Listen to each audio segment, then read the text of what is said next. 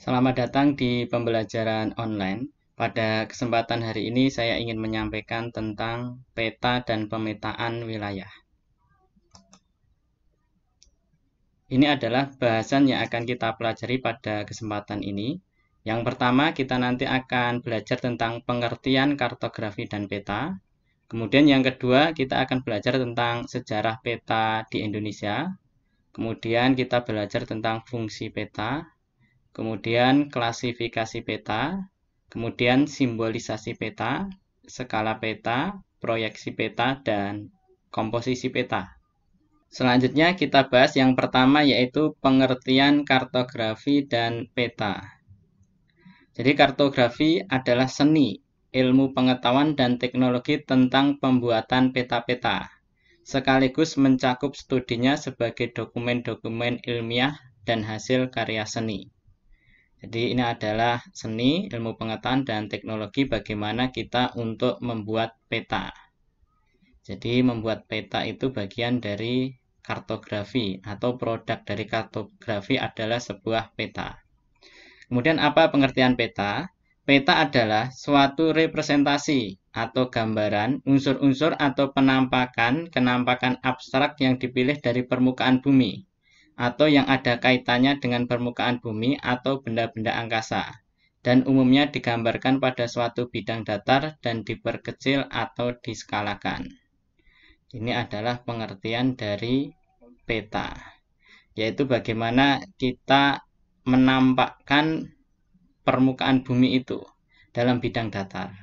Jadi bumi yang bulat itu bagaimana kita menampakkan atau menampilkannya dalam bidang yang datar. Itu adalah bagian dari pengertian peta. Yang tentunya kita cara menampakkannya juga menggunakan simbol-simbol. Jadi kalau kita ambil kesimpulan, produk dari kartografi adalah peta. Kartografi juga merupakan suatu sistem komunikasi dan dapat dianalogikan dengan bahasa lisan kita sehari-hari. Jadi kalau kita berkomunikasi tentu ada sumbernya. Yang pertama adalah orang yang sedang berbicara. Jadi kalau kita proses komunikasi lisan kita itu biasanya ada orang yang sedang berbicara, itu sumbernya. Kemudian dia berbicara menggunakan apa? Mulut. Kemudian ada salurannya berupa gelombang suara. Kemudian ada yang mendengarkannya yaitu telinga. Kemudian ada penerimanya yaitu orang yang diajak berbicara. Kemudian ada gangguan, noise atau gangguan. Ketika kita berbicara itu biasanya ada suara gaduh, suara tidak jelas, dan lain-lain. Demikian pula dengan peta juga. Peta itu sebenarnya seperti kita komunikasi. Ingin menyampaikan pesan, ini loh, seperti ini kondisi atau peta dari permukaan bumi. Jadi apa yang sumbernya apa? Dari dunia nyata. Jadi bumi itu sendiri, dunia nyata. Kemudian kita rubah menjadi simbolisasi peta. Simbol-simbol, sungai itu kayak gini, jalan itu kayak gini, pohon itu seperti ini, itu simbolisasi peta. Kemudian salurannya apa? Ya pakai peta itu sendiri. Kemudian untuk alat penerimanya ya kemampuan pembaca untuk mengartikan simbol. Kemudian penerimanya ya pengguna peta itu. Kemudian nanti juga ada dalam komunikasi ini ada namanya gangguan. Yaitu misalnya kekeliruan simbolisasi. Misalnya simbol jalan keliru dengan simbol sungai. Itu kekeliruan simbolisasi. Artinya kalau ada kekeliruan seperti itu, pesan yang disampaikan dari sebuah peta itu bisa keliru. Yang seharusnya menyampaikan pesan tentang rute jalan, ternyata itu adalah peta sungai. Itu kekeliruan dari simbolisasi. Kemudian ada penerangan yang jelek. Cetakan peta yang jelek. Artinya ketika kita membuat keterangannya kurang difahami, atau peta kita nggak jelas. Peta kita mungkin cetaknya kurang jelas dan lain sebagainya. Jadi sebenarnya kita membuat peta itu sebenarnya ingin mengkomunikasikan dari dunia nyata. Dari apa yang ada di permukaan bumi ini ingin kita komunikasikan kepada seseorang supaya orang itu mengerti apa yang kita sampaikan. Selanjutnya yang poin kedua, kita belajar tentang sejarah peta di Indonesia.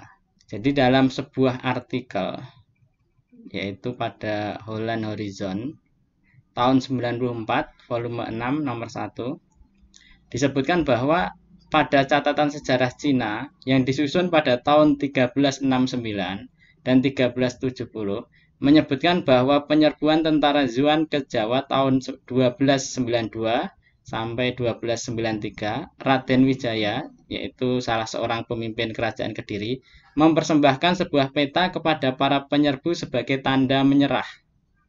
Jadi dulu sudah ada peta tahun 1292. Jadi ketika tentara Yuan menyerbu Kediri, kerajaan Kediri, dan mengalami kekalahan, maka Raden Wijaya menyerahkan peta kepada tentara Yuan, ini loh daerah kami. Maka hal ini menunjukkan bahwa keberadaan sebuah peta administratif yang resmi dari kerajaan Kediri sudah ada. Jadi di Indonesia mulai tercatat adanya peta itu tahun 1292. Tahun 1292 ini sudah terdeteksi, diketahui bahwa kerajaan Kediri sudah memiliki peta administratif dari wilayahnya atau kerajaannya.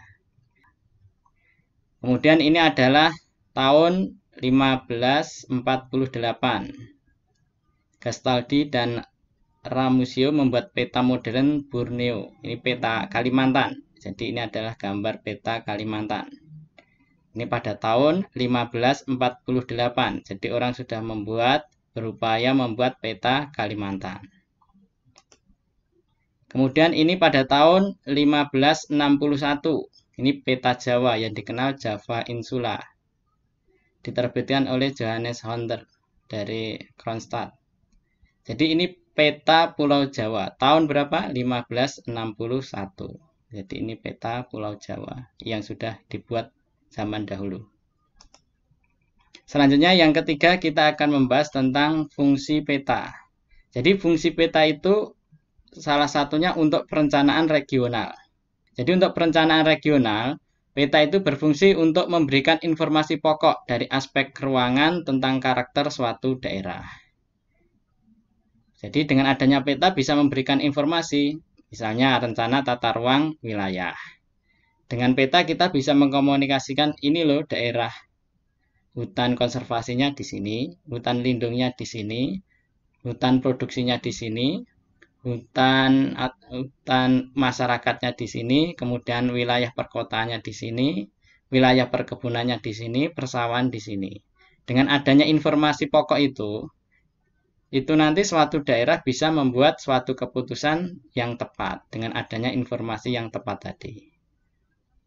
Kemudian yang kedua ini sebagai suatu alat menganalisa untuk mendapatkan suatu kesimpulan. Yaitu tadi dengan adanya peta informasi tadi bisa digunakan untuk dianalisa kemudian menghasilkan suatu kesimpulan. Sebagai alat penjelasan penemuan-penemuan penelitian yang dilakukan. Termasuk misalnya kita melakukan penelitian misalnya di berbagai daerah. Mungkin kita membandingkan hutan di Jawa, hutan di Kalimantan, hutan di Sumatera, hutan di Irian Jaya. Dengan adanya peta, kita bisa menjelaskan sebagai alat untuk menjelaskan. Di daerah ini loh, di Jawa itu di koordinat ini, di gambar peta di bagian ini kami melakukan penelitian. Kemudian di Sumatera, di bagian sini kami melakukan penelitian. Kemudian di Kalimantan, di bagian peta ini kami melakukan penelitian. Dengan adanya peta seperti itu, nanti pembaca akan jelas. Selanjutnya, sebagai alat untuk menjelaskan rencana-rencana yang diajukan. Jadi misalnya kita mengelola kehutanan pun juga sama. Rencana-rencana kerja itu dituangkan di dalam sebuah peta diantaranya.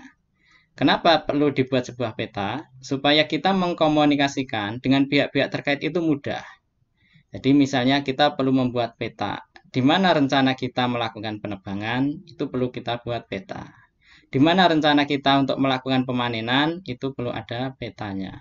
Di mana rencana kita untuk melakukan penanaman, itu juga perlu adanya peta. Dan banyak hal lagi. Termasuk bagaimana kita membagi misalnya zona-zona kawasan kita, kawasan hutan kita itu juga perlu adanya peta. Karena kalau tanpa peta, tentu mengkomunikasikan itu semua sulit. Kalau kita ceritakan dengan kata-kata. Misalnya kita menceritakan dengan kata-kata, kita akan melakukan penebangan di mana, lokasinya itu kan susah. Jadi yang paling mudah adalah kita menggunakan peta. Yang dengan peta itu tadi setiap orang bisa mengecek ke lokasi, apakah benar seperti ini dan lain sebagainya. Selanjutnya yang keempat, kita berbicara tentang klasifikasi peta. Jadi peta itu bisa kita kelompokkan berdasarkan skala. Ada peta yang skalanya sangat besar, lebih besar dibanding 1 banding 10.000. Ada yang peta skalanya besar, 1 banding 10.000, 1 banding 100.000. Kemudian nanti ada peta skala sedang, itu 1 banding 100.000 sampai 1 banding 1 juta. Ada peta skala kecil, yaitu yang lebih besar 1 dibanding 1 juta. Jadi nanti kita ini macam-macam skala atau klasifikasi peta berdasarkan skalanya. Tentu kita memilih skala yang mana, sangat besar, besar, sedang, atau kecil ya tergantung kebutuhan kita. Kalau kita ingin sangat detail peta kita, ya tentu kita memilih skala yang sangat besar, supaya setiap daerah itu kelihatan dan objek yang kita petakan itu jelas. Tapi kalau yang kita inginkan adalah peta yang menyeluruh, tidak perlu terlalu detail, tapi menyeluruh, global, ya kita bisa menggunakan peta skala kecil, 1 banding 1 juta. Kemudian peta berdasarkan tujuan. Maka peta ini bisa dikelompokkan menjadi peta untuk tujuannya pendidikan. Kemudian untuk ilmu pengetahuan. Untuk informasi umum. Ada juga peta untuk turisme atau peta wisata. Untuk peta ada juga peta navigasi tujuannya, aplikasi teknik. Juga ada peta untuk perencanaan. Jadi peta ini banyak macamnya kalau berdasarkan tujuan. Dari berdasarkan isi ini peta dikelompokkan menjadi 3. Peta topografi, yaitu peta yang berisi tentang ketinggian suatu tempat, kontur topografi. Jadi kita akan mengetahui di mana kelerengan, di mana puncak bukit, di mana sungai, di mana lembah, itu dari peta topografi. Tentu peta topografi ini banyak manfaatnya. Ada juga peta tematik. Bisa jadi peta tematik ini peta tentang sebaran diameter pohon. Peta sebaran, misalnya sebaran satwa. Jadi itulah adalah peta-peta tematik contohnya. Kemudian ada peta navigasi yang berguna untuk membantu navigasi.